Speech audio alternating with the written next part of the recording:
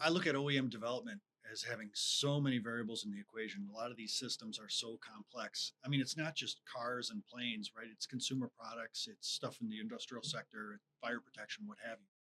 And for a lot of these engineering teams, they go through the process, they think they have it specified out.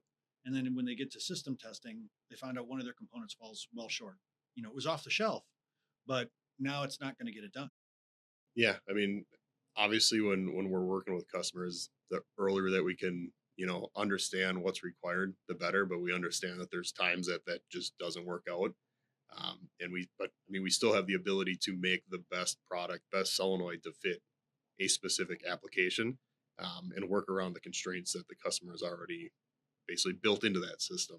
I think that could be so problematic, but when you have the opportunity to say, as a design team lead, that you've got, hey, we've got this valve or this actuator, and these are all the things it's not doing that I need. I think that's a different conversation with engineering, right? Working together to get a solution.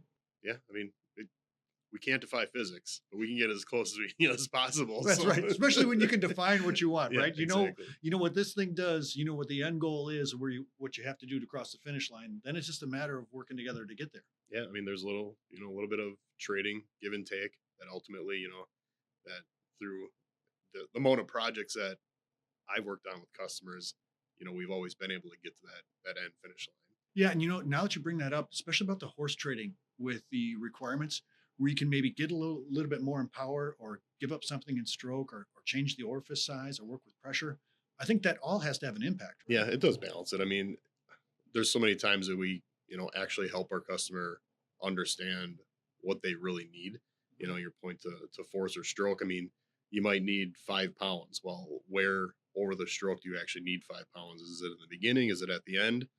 We can, you know, manipulate that force curve to give that customer what they need. But it's so interesting when you explain it that way because now going back to what you said at the beginning, that if a customer doesn't necessarily have to pay to talk to us, but the idea that if they reached out and just asked some questions, we can start that discussion right there. And if they need something custom, we're ready. And if they don't, they go to market. We'll talk to them the next time, right? Okay.